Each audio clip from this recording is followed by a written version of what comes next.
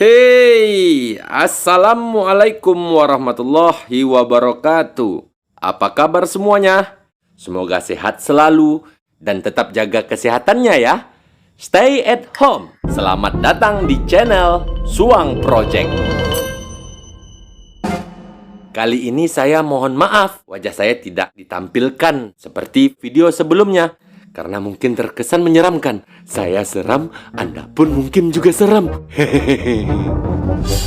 Sebenarnya channel ini hanya untuk dokumentasi karya saya saja. Akan tetapi, setelah membaca buku Pendidikan Budaya Melayu Riau, saya tertarik untuk membantu menjabarkan kepada rekan semua. Jika berbicara tentang kebudayaan Melayu Riau, sangatlah luas dan menarik untuk dipelajari. Saya juga ikut belajar. Karena di saat saya menerangkan, disitulah saya belajar. Kali ini kita akan mengulas bab 3 pada buku Pendidikan Budaya Melayu Riau untuk SMA, SMK, MA kelas 11. Untuk itu, mari kita simak. Tunjuk ajar jati diri dalam pergaulan masyarakat Melayu. Di dalamnya ada 3 subbab, yaitu A. Pengertian, B. Jati diri Melayu, dan C.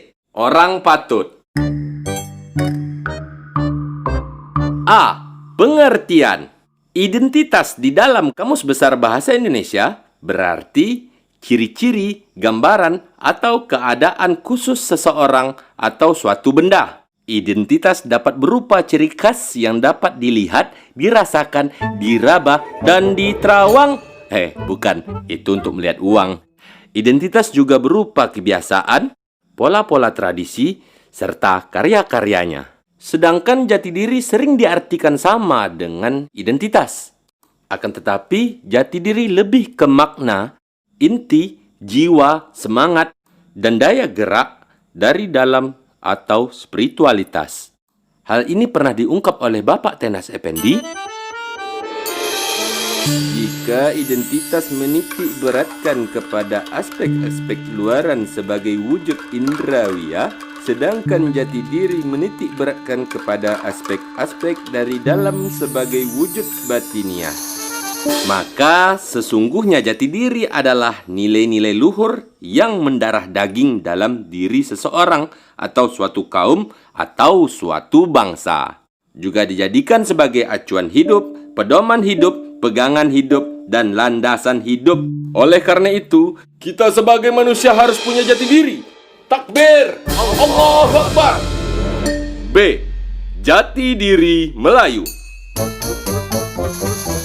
Ada 3 aspek yang menjadi pengekal dari jati diri orang Melayu, yaitu agama Islam, resam Melayu, dan bahasa Melayu. Dari ketiga aspek tersebut, agama Islam adalah yang paling mutlak. Ia menjadi harga mati dari Melayu itu sendiri. Meski hanya mengakui agama Islam, kultur Melayu sangat terbuka dan tidak pernah menolak kedatangan kultur yang lain, seperti yang berbeda agama, etnis, bahasa, bangsa, dan negaranya.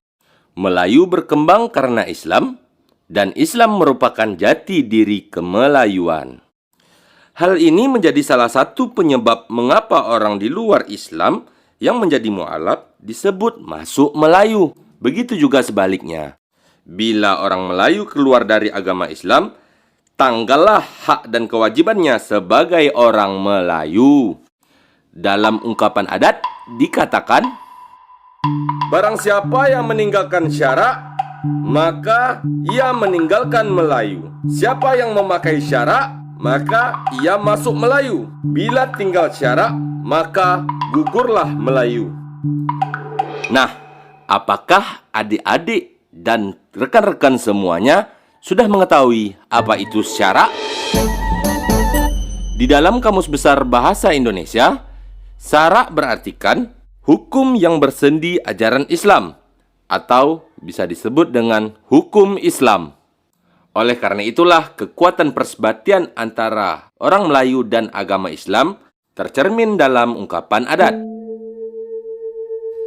Adat bersendi syarak, syarak bersendi kitabullah, Adat adalah syarak semata, adat semata Quran dan sunnah. Adat sebenar adat ialah kitabullah dan sunnah Nabi. Syarak mengata, adat memakai. Ya kata syarak, benar kata adat. Adat tumbuh dari syarak, syarak tumbuh dari kitabullah. Berdiri adat karena syarak. Selanjutnya, aspek kedua dari jati diri Melayu adalah resam Melayu. Apakah adik-adik dan rekan-rekan semua mengetahui apa itu resam?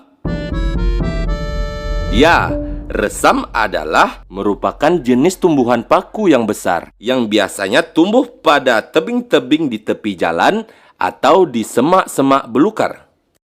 Jika dilihat sekilas, batang resam berbentuk kecil, mungil, dan seakan rapuh. Padahal tidak. Jika batang resam dikeringkan, maka di dalamnya terdapat sesuatu yang berbentuk akar atau seuntai tali yang kokoh. Tali dari batang resam ini semakin lama akan semakin kuat.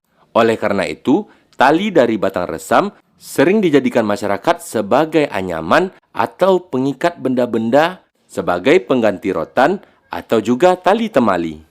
Filosofi pada batang resam inilah yang dijadikan sebagai simbol adat kebiasaan dan aturan-aturan yang menjadi adat pada masyarakat Melayu. Orang Melayu memegang teguh tata aturan dalam kehidupan sosial masyarakat. Tata aturan tersebutlah yang selalu dipraktikkan di kehidupan sehari-hari. Dapat disimpulkan bahwa resam Melayu bermakna betapa pentingnya kedudukan dan peranan adat dalam kehidupan orang Melayu. Oleh karena itu, sebutan tak beradat atau tak tahu adat menjadi sangat memalukan bagi masyarakat Melayu. Masing-masing wilayah budaya Melayu Riau mempunyai konsep yang beragam. Namun, secara umum, konsep adat dikenal dengan 3 tingkatan, yaitu adat yang sebenar adat yang diadatkan, dan adat yang teradatkan. A. Adat yang sebenar adat. Adat yang sebenar adat adalah adat yang asli dalam bentuk hukum-hukum Allah Subhanahu wa Ta'ala. Tidak dapat diubah oleh akal pikiran dan hawa nafsu manusia, sehingga dikatakan tidak akan layu diinjak dan tidak akan mati diinjak. Adat sebenar adat bersumber dari hukum-hukum Allah dalam wujud syarak.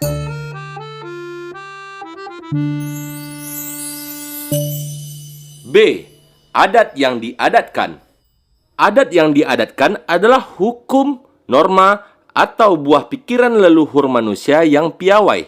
Pemikiran-pemikiran inilah yang berperan untuk mengatur lalu lintas pergaulan kehidupan manusia.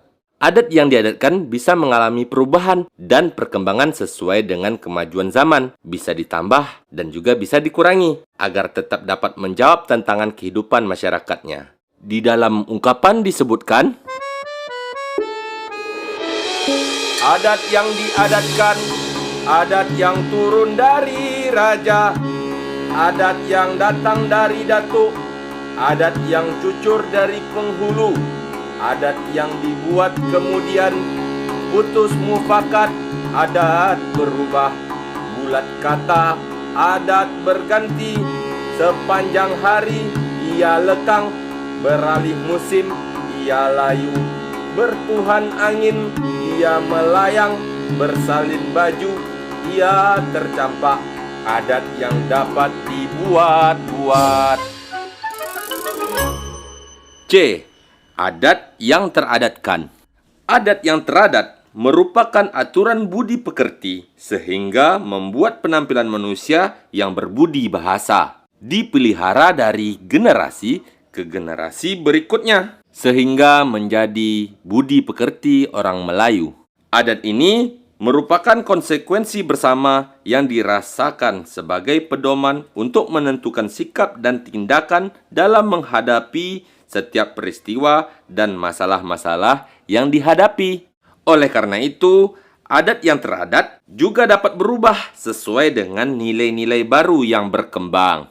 Adat yang teradat seperti aturan panggilan dalam keluarga masyarakat dan kerajaan, seperti misalnya panggilan ayah, bapak, abah, ibu, emak, omak, abang, ontuo, udo, ocu, kakak, puan, tuan, encik, tuan guru, ngah, onga, pakcik, makcik, tengku, ongku, paduka, datuk, nenek, nenek moyang, dan lain sebagainya. Panduan berbahasa juga termasuk dalam adat yang teradatkan. Misalnya seperti berbicara kepada orang yang tua, orang sebaya, dan juga orang yang di bawah umur. Selain 3 tingkatan adat yang telah kita bahas tadi, kita juga sudah pasti mengenal adat istiadat. Adat istiadat ini lebih kepada tradisi yang ada dalam persukuan dan pelaksanaannya, diserahkan kepada suku-suku masing-masing, sedangkan bagi raja dilaksanakan oleh anggota kerapatan adat. Yang ketiga, bahasa Melayu. Seperti yang telah kita ketahui, bahasa adalah kemampuan yang dimiliki manusia untuk berkomunikasi dengan manusia lainnya. Bisa menggunakan tanda, misalnya kata, atau juga gerakan, dan lain sebagainya. Bahasa selalu dikaitkan dengan budi, bukan mama budi, dan juga bukan papa budi. Maksud budi di sini bukanlah nama, tapi budi adalah tingkah laku yang meliputi kesadaran, persepsi, pertimbangan, dan ingatan pada manusia. Sehingga bahasa yang selalu dikaitkan dengan budi selalu disebut budi bahasa. Bukankah kita telah akrab dengan peribahasa? Bahasa menunjukkan bangsa. Yang bermakna sifat dan tabiat seseorang dilihat dari tutur kata dan bahasa. Maka tidak heran orang yang telah mempunyai kedudukan tinggi akan berbahasa pada patutnya. Di dalam penggunaan bahasa Melayu, terdapat 4 derajat yang selalu menjadi tolak ukur dalam adab berbahasa. Yang pertama adalah bahasa mendaki, yang kedua bahasa mendatar, yang ketiga bahasa melereng, dan keempat bahasa menurun. Nah, apa itu bahasa mendaki? Gaya bahasa mendaki biasanya digunakan untuk bertutur sapa terhadap orang-orang tua yang harus dihormati dan disegani. Orang tua di sini tidak saja sebatas usia dalam artian umur, tetapi juga kepada guru, pimpinan, atau saudara yang secara umur lebih muda, akan tetapi secara garis keturunan lebih tinggi. Misalnya adik ibu ataupun juga adik ayah, atau saudara dari kakek dan nenek kita yang usianya lebih muda. Penggunaan kata mendaki hendaklah terkesan meninggikan martabat atau dengan gaya menghormati. Selanjutnya, bahasa mendatar. Apa itu bahasa mendatar? Bahasa mendatar adalah cara berkomunikasi terhadap teman sebaya. Pola kata mendatar diperbolehkan bebas memakai kata-kata dan gaya. Mulai dari gaya terus terang, jenaka, kiasan, bahkan saran dan sindiran ataupun kritik. Namun, bukan berarti gaya bahasa ini dapat berbicara sesuka hati ya, tanpa melihat situasi dan kondisi dari lawan berbicara. Lihat-lihat juga, temannya lagi sedih, atau lagi bahagia, atau lagi marah.